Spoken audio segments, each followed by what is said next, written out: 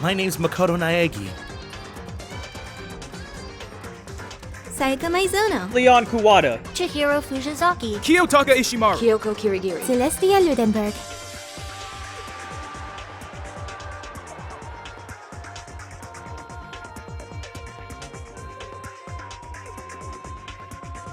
I am Monokuma! Byakuya Ogami. Togo Fukawa. Mondo Owada. And Fumi Yamada. Aoi Asahina. Sakura Ogami. Yasuhiro Hagakure. Junko Enoshima.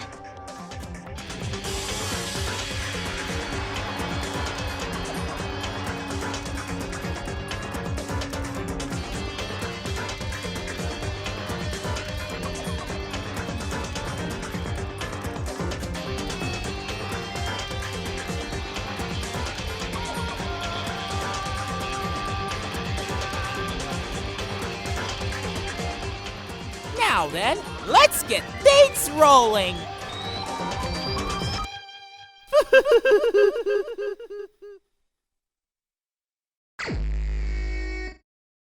I guess I should look through the Monokuma file we got before.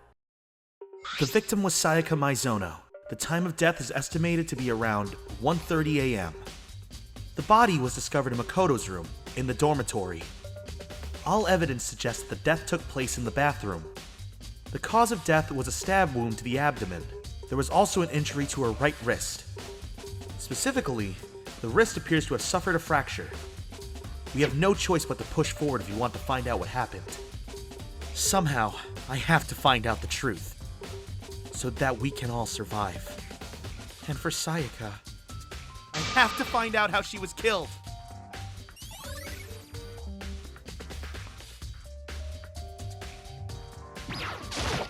Aren't you gonna help investigate, Chihiro? But I can't leave Junko here. I feel sorry for her. I have to stay with her.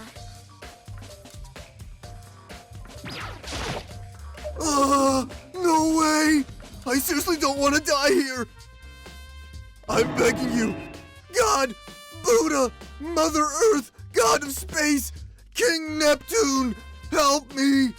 I don't care who it is, just get me out of here! Hiro doesn't seem prepared to do any kind of investigating right now. First of all, I should head to the scene of the crime. My room. We won't make any progress without investigating there. So I headed to my room, where Sayaka's corpse still remained. I'd better examine the state of my room a little closer. That might reveal something new.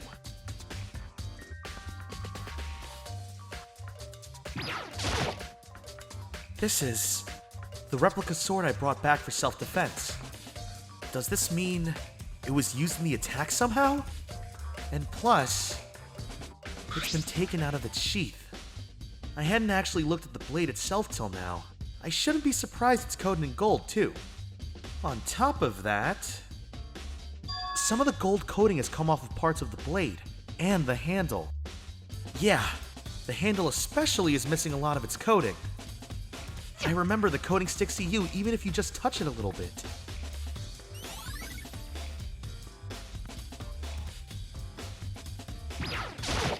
There's a key on the ground. It has my name on it, so this must be my room key. If I remember correctly... Ah, that's right. We'll have to trade keys.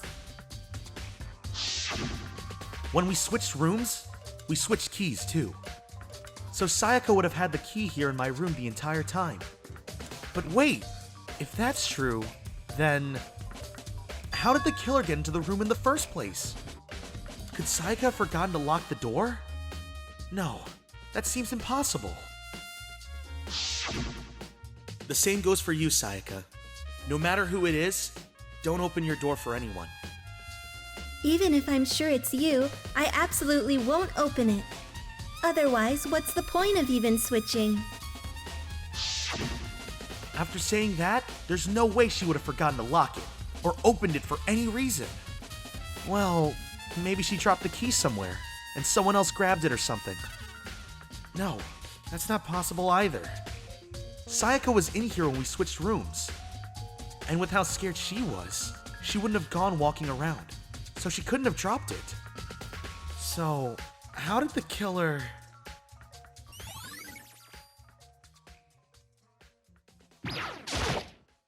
Huh? There's some scratches on the sheath. They must have been made with something sharp. But how'd the sheath get scratched up in the first place? Even if someone used the sword during the struggle, it doesn't make sense for the sheath to be damaged.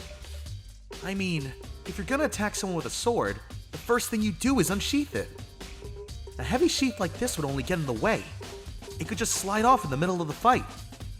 So, why are there scratches on the sheath?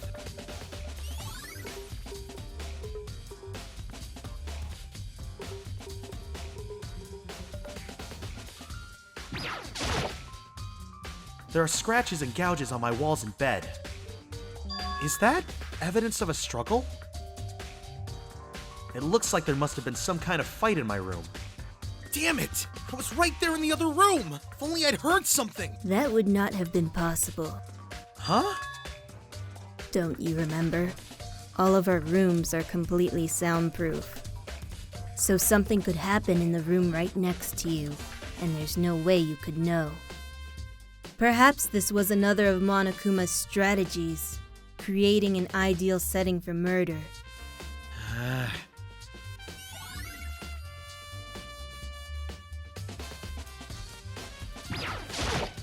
Huh? Looking at the lint roller? It looks like there's way less than there was before. Did Sayaka see how dirty my room was and decide to clean up a little?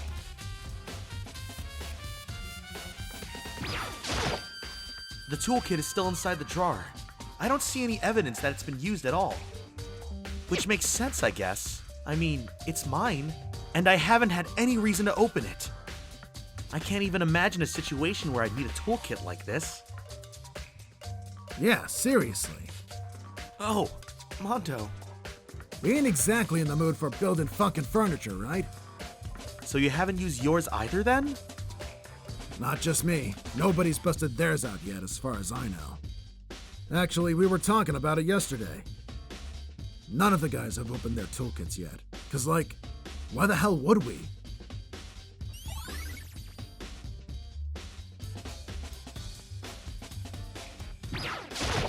Hey, Kyoko. I quietly called her name while she was investigating the area. But... what are you doing? Isn't it obvious? No, not really. I'm searching. Searching? She was down on her knees, carefully inspecting every inch of my room. Did you lose a contact or something? I don't know what she's doing exactly, but she seems to be concentrating pretty hard on it. But a few seconds later, she suddenly stood up straight and said, Are you a clean freak? Huh? No, I don't think so. But what... Nodding, she glanced around my room one more time.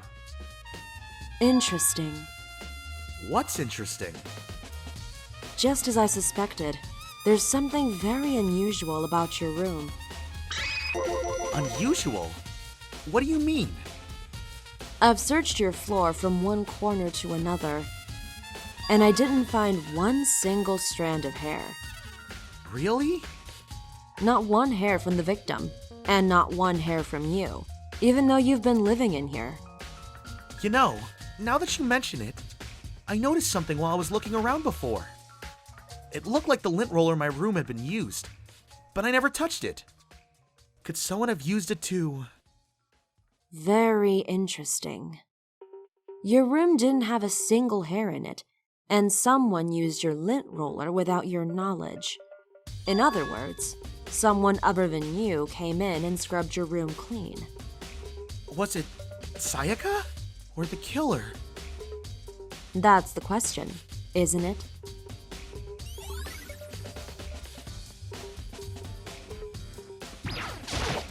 You know, I realized something while I was on guard duty. The killer could have already destroyed some evidence, right? Before anyone found the body, I mean. There's a trash room here in the dorms, right? They could have tossed some stuff in there. Yeah, that's definitely possible. That dirty bastard! Anyone who raises their hand to a woman is scum that deserves death.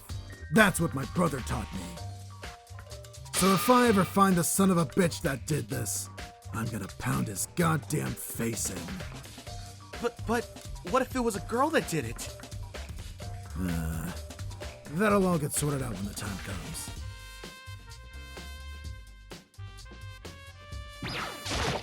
The bathroom.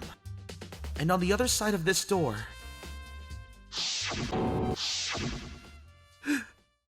No, I can't let it get to me. I can't afford to freeze up now. Forcing myself to push my panic down, I stepped into the bathroom.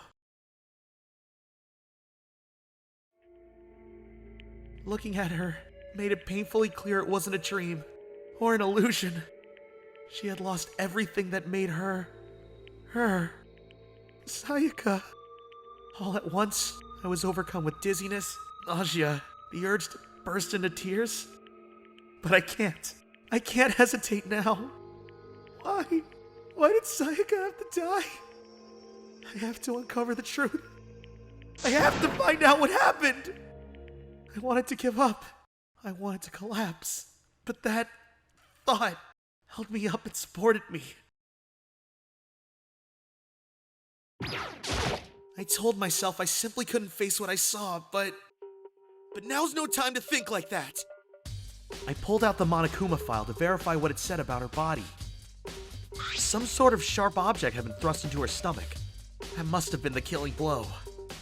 But whatever they used to kill her, where'd they get it? That's definitely something I should look into later. Also, according to the Monokuma file, Sayaka's right wrist is broken. Her wrist does look swollen and bloody, that's for sure. But there's something sort of glittery there on her wrist too. Right there, where her wrist is all swollen, there's something glittery. That definitely concerns me. Another thing that concerns me is... Huh? There's some blood on her left index finger. But that's it. The palms of both her hands are totally spotless. So how come only her left finger? The stab wound in her stomach is what killed her. So when she broke her wrist, that must have happened earlier on. I mean, how would her wrist get broken after she'd already been killed? So it's very possible she broke her wrist during the struggle. The killer attacked Sayaka in the main room, which is when her wrist got broken. After that, the killer cornered her in the bathroom, where they inflicted the deadly wound. I looked past Sayaka to the wall behind her, and there I saw... What? Written in blood were the numbers 11037. Did Sayaka do this? It looks like you found it, right, Makoto? The bloody numbers. That's most likely Sayaka's dying message. I've never seen something written in blood before. It really was her final message. It's as if she wrote it with life itself. Do you often talk like an aspiring poet? But the numbers she wrote, what do they mean? 11037? I have no idea what it could possibly mean. The way she wrote the numbers makes me think she wanted to use her body to block them. If she wrote them in that location while she was sitting the way we found her, it means she must have wrote them by turning only her hand toward the wall. If you were to write something in that position, do you know what the result would be? The result? Think about it. You're not gonna tell me? You need to uncover the mystery of this case yourself. Otherwise, the case will end and you'll remain unconvinced.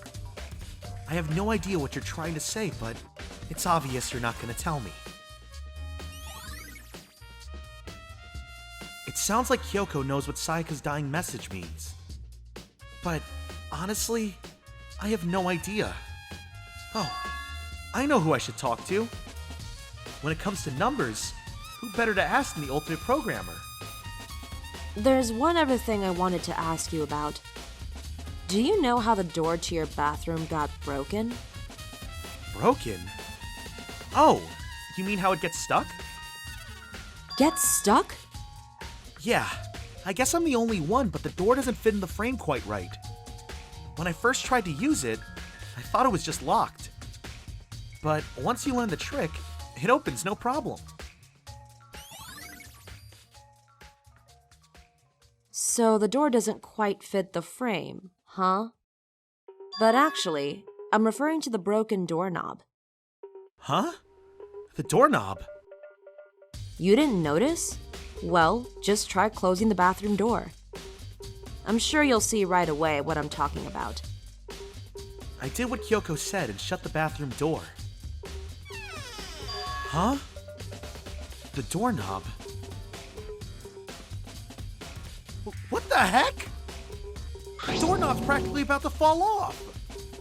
Why is it like this? Someone must have used a screwdriver or something similar to unscrew it. Whatever it was, it's obvious this was intentional. What? It was intentional? Why would someone want to do that? I guess maybe they were trying to get the door unlocked and ended up breaking the whole thing. But my bathroom doesn't have a lock on it. Only the girls' bathroom can lock, right? She stood there for a while, lost in thought. Then, apparently struck with a sudden realization, she shot a question at me. I have just one more question for you. You mentioned earlier that your bathroom door would get stuck, right? Did you tell anyone about that? Oh,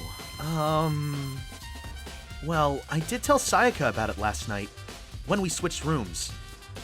So what you're saying is, only you and Sayaka knew about it. Interesting. She had the slightest hint of a smirk on her face. I got the sense that she was really starting to get into all of this. Then that clears that up. Huh? What clears what up? I'm so lost. Well, see you later. As if forgetting I was ever even there, she suddenly turned and left the room. I still don't really understand any of this, but I've already given my room a good once-over. Maybe I should look around somewhere else. I should start looking into where the murder weapon might have come from. And also, I should look into the DVD Sayaka got. With Sayaka dead, I have no choice but to see for myself what was in that video. And on top of that, I'm sure there are some other areas worth checking out too. Maybe I should see what everyone else thinks. If they'll even talk to me, that is.